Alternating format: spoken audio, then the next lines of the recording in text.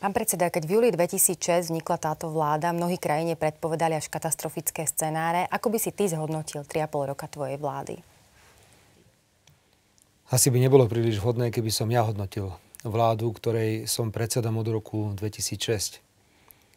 Vysvedčenie nám určite postavia ľudia vo voľbách, ktoré sa budú konať o niekoľko mesiacov a tak to aj má byť, pretože politika je vždy predovšetkým hodnotená voličmi a samotní politici by nemali sami sebe vystavovať hodnotenia, či už pozitívne, negatívne, alebo neviem aké.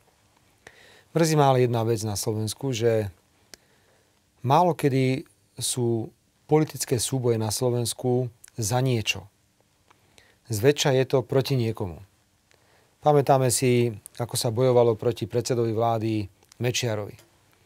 Teraz tie útoky sú neuveriteľne sústredené personálne, či už proti mojej osobe, alebo proti celej strane. My sme prvýkrát v roku 2006 postavili pozitívny program, keď sme povedali, že poďme naprávať chyby pravicových reforiem a hovoríme o sociálnom štáte. Bolo to úspešné.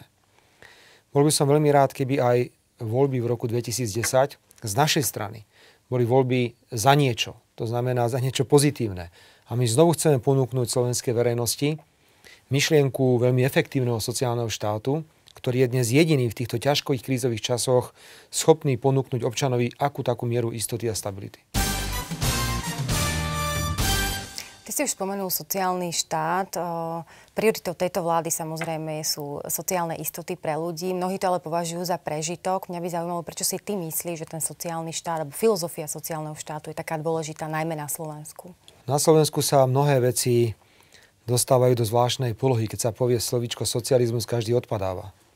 Alebo niekto vidí červenú päťcípu hviezdu, tak sa pomaly začne prežehnávať.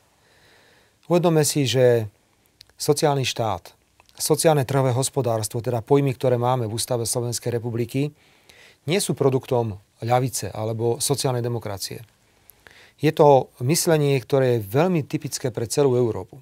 Ak si napríklad teraz otvoríme Lisabonskú zmluvu, ktorá je veľmi dôležitá pre život v celej Európe, za hlavný cieľ si kladie sociálne trhové hospodárstvo, samozrejme plnú zamestnanosť a predovšetkým určitú mieru sociálneho blahobytu pre ľudí, ktorí v Európe žijú.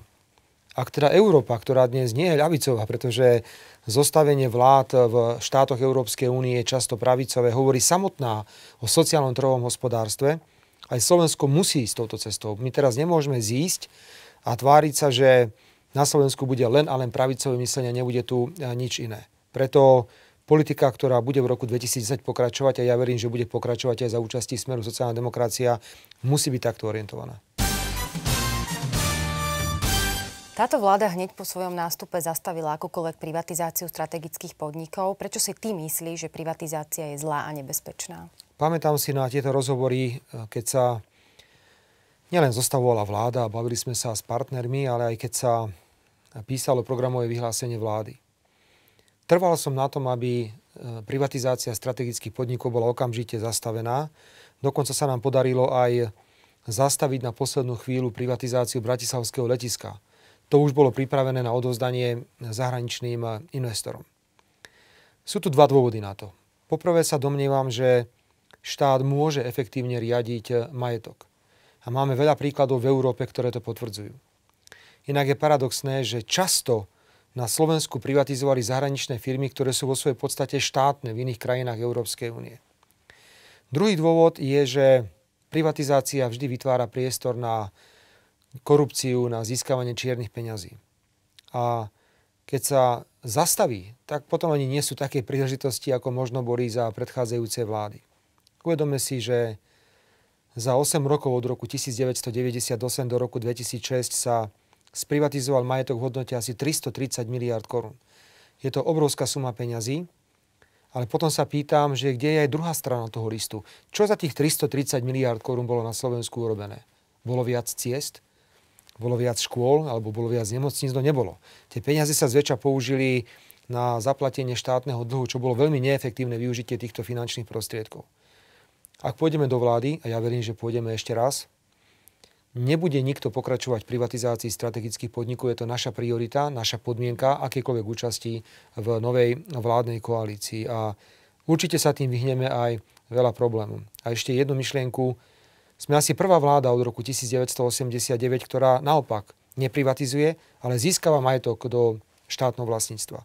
Spomeňme si prípad Transpetrolu, kedy vláda Slovenskej republiky zabojovala a už sprivatizovaný podnik sme dostali naspäť do rúk štátu a dnes ho štát 100% kontroluje. Najmä v oblasti energetiky sa urobili obrovské chyby. Je škoda, že strategické podniky v tejto oblasti sú v cudzích rukách. Aj v súvislosti s privatizáciou, teda slovenskou politickou scénou rezonujú podozrenia z prania špinavých peňazí politickou stranou SDKU. V zásade ty si vlastne vyťahol a predložil verejnosti dôkazy ohľadom tejto kauzy. Mňa by zaujímalo, aké následky môže mať táto kauza na slovenskú politickú scénu, alebo čo znamená pre slovenskú politickú scénu? Predovšetkým je veľmi zvláštne, a to je fenomén, ktorý sa pravdepodobne ešte na Slovensku neobjavil, že po tretej tlačovej konferencie sa rozsype jedna politická strana. A musíme si postaviť legitímnu otázku, čo tam teda všetko je, keď to vzdali po tretej tlačovej konferencie. Nečakali ani na ďalšie veci, ktoré sa ešte možno v budúcnosti ukážu. Najvýznamnejším faktorom, o ktorom musíme hovoriť, je, že sme preukázali, že do slovenského politického systému sa dostávajú čierne peniaze, špinavé peniaze, s najväčšou pravdepodobnosťou z privatizácie strategických podnikov, pretože ak sa predalo za 330 miliard slovenských korún čosi, vždy tam je nejaká provízia, vznikla nejaká veľká suma peňazí, ktorá nemohla zostať na území Slovenska, odišla von do daňových rajov, do všelijakých schránok a postupne sa snažia tieto peniaze prať a vracať naspäť na územie Slovenska v podobe legálnych peňazí. Toto je problém. Ako náhle politický systém začnú ovplyvňovať špinavé peniaze, provízie z privatizácie alebo možno provízie z nejakých iných obchodov, tak potom už neexistuje férová politická súťaž. Ako majú politické strany súťažiť, keď niekto ide do volieb s obrovskými tučnými kontami vo švajčiarskych bankách alebo v daňových rajoch a niekto ide do volieb v roku 2010 len s peniazmi, ktoré má na účte napríklad zo štátu, keď štát vyplácal podporu politickým stranám za výsledky v parlamentných voľbách. Tejto téme sa treba naozaj venovať. Môžem potvrdiť, že sa pripravuje moja návšteva do Švajčiarska, pretože Slovensko musí komunikovať so Švajčiarskom na zdokonalení právnej úpravy, pokiaľ ide o výmenu informácií o kontách, o majiteľoch týchto kont vo Švajčiarsku, lebo inak neočistíme systém. Ale to, čo sa udialo v SDKU, je niečo bezprecedentné. Niečo, na čo bude musieť SDKU odpovedať. Nemôžu sa tváriť tým, že niekto urobí prázdne gesto, odstúpi z kandidátky, ale zostáva predsedom, že všetko je v poriadku. No nie je to tak. Je to presne to isté. Je to ten istý predseda, tie isté štruktúry, tie isté špinavé peniaze, ten istý pokladník. Preto budeme trvať na vysvetlení tejto kauzy a ničím túto kauzu oni nedokážu prekryť nejakými výkrikmi alebo útokmi. Prvýkrát sa preukázalo, že strana je financovaná z čiernych peňazí, zo špinavých peňazí a že ovplyvňuje chod štátu práve cez tieto peniaze. Je to niečo, myslím si, na čo by pomaly už aj medzinárodné spoločenstvo malo reagovať. Pán predseda, v akej kondícii je podľa teba Slovensko po 3,5 roku tejto vlády? Kondícia každého štátu v Európe sa teraz musí hodnotiť predovšetkým z pohľadu svetovej hospodárskej krízy, ktorá sa dotkla každého. Slovensko, podľa môjho názoru, je na tom podstatne lepšie ako niektoré iné krajiny, ale čo je najdôležitejšie, dodržali sme základný prísľub. Nedovolili sme, aby ľudia boli poškodení v mene svetovej hospodárskej krízy a udržali sme sociálny štandard. Ideme teda do roku 2010 s optimizmom. Verím, že Slovensko bude mať v roku 2010 už hospodársky rast a že opäť môžeme naštartovať ďalšie budovanie sociálneho rozmeru ľudí na Slovensku, pretože politika nemôže byť o hospodárskom raste, o deficite, inflácii alebo deflácii, ale o tom, ako sa ľudia majú. A ja verím, že sme urobili všetko preto, aby nám kríza neurobila tak zle, ako urobila iným krajinám. Milí priatelia, dnes sme sa rozprávali s predsedom vlády a predsedom strany Smer sociálna demokracia Robertom Ficom.